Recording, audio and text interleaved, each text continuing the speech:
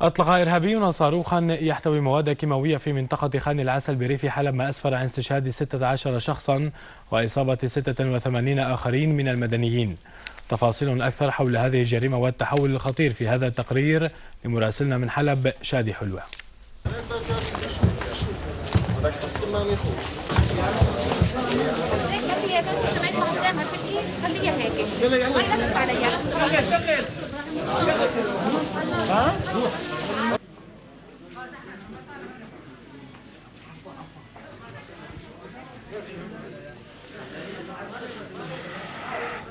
طبعا مشاهدينا نحن الآن داخل مشفى حلب الجامعي. هذه الحالات كما تتابعون معنا جراء إطلاق عناصر مجموعات الإرهابية المسلحة صاروخ يحتوي على ما يبدو على غازات سامة. إلى الآن يعني أعداد من الشهداء من المدنيين، وحالة استنفار في مشفى حلب الجامعي.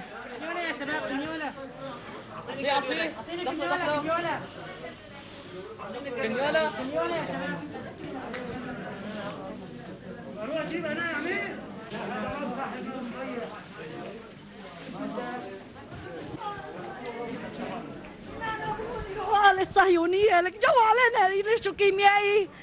الله هو يضربن ضربات الله العوية تضربن. شو صار احكي لي. شو صار؟ رشونا كيميائي رشونا. الارهابيين الاولاد الحرام هن اللي شلفوا الصاروخ. الله ينتقم مننا وما نسلم الله ينتقم مننا. الله شكيناه الواحد احد شكيناه الواحد احد. الله يصطفل فين. بعد ما انضرب الصاروخ شو صار احكي لي. ضربوا عليه كيميائي مشان يفجر فص دورنا، فجروا في دورنا لأننا ما طلعنا من دورنا. بنن ربنا يا أردوغان إن شاء الله ما يطلع إلا في بلدك، ويا حمد الكلب ما بيلاقي إلا في بلده. كل اللي له أصبع سوريا ضلاني لو بضل واحد يضل سوريا تضل.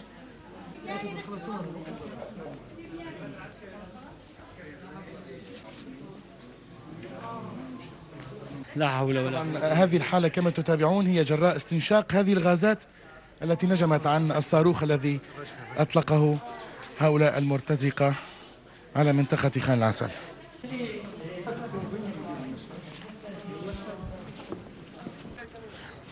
طبعا أيضا الجيش العربي السوري يقوم بإسعاف المصابين داخل المشفى.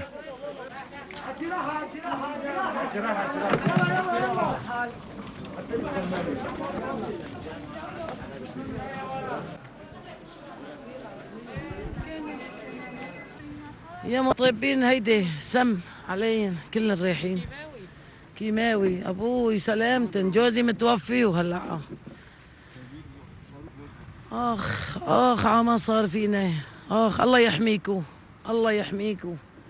الله يجازي اللي كان السبب. الهي لا يجيب لنا الخير. ضربوا صاروخ شاف علي مثل بودرة.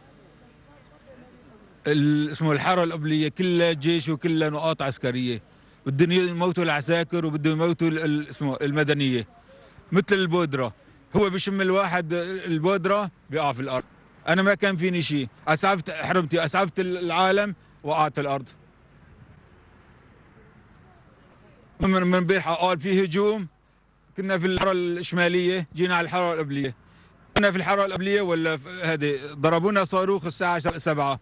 فوقنا الصبح ولا كله الأطفال النسوان الرجال كلهم هي الحرية بدهم إياها، هي اللي جابوا لنا إياها الحرية اللي بدهم إياها. الله ينعل أبونا أبو هيك حرية. وصلت معهم الغازات السامة والكيماوي؟ وصلت، غير هيك ما ضل عندهم، ما ضل لأني فلسوا من كل شيء. بدهم يموتونا في الغازات السامة، ما ضل غير عندهم هالشيء، لأني الجيش العربي السوري داس على رقبتهم.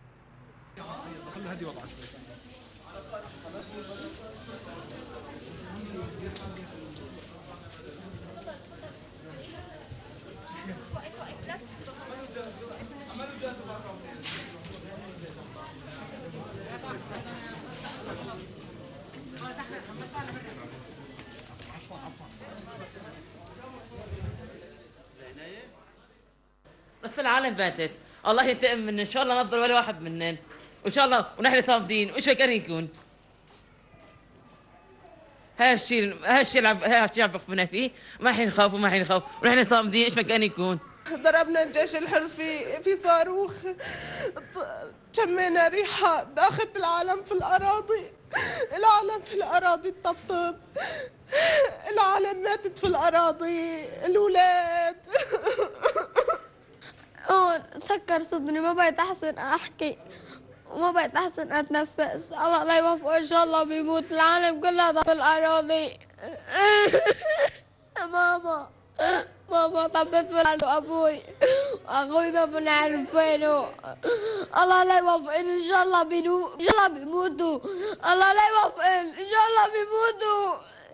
إلهي أي حرية دنيا، أي حرية، أي الحرية اللي بالدنيا. العالم بدن، هن بدن، العالم بتموت. إن شاء الله ما بيضل ولا واحد منن. إلهي ربي. دخنا كلياتنا في الأراضي وما بعرف ايش بدي اقول لك، العالم كلها طبت في الأراضي. الله لا يوفقن، الله لا يوفقن. إن شاء الله بيموتوا. هي حرية حماد، هي حرية الأخ أردوغان. الله لا يوفق. كما تتابعون معنا الأطفال الذين استهدفتهم عناصر المجموعات الإرهابية المسلحة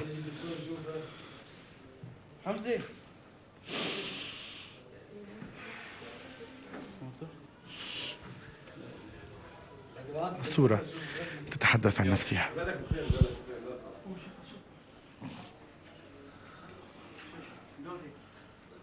دكتور لو سمحت، حالات اللي عم تصل للمشفى الجامعة، خبرنا شو نوع الإصابات اللي عم تصير فيها. وردنا بالحقيقة اليوم عدد كبير من التسممات، يعتقد أنها نوع من المواد الفوسفورية أو المواد السامة، عم تساوي أعراض حادة، زلة تنفسية شديدة مع غثيان وأقيات شديدة وشيء ما يشبه الاختناق الشديد.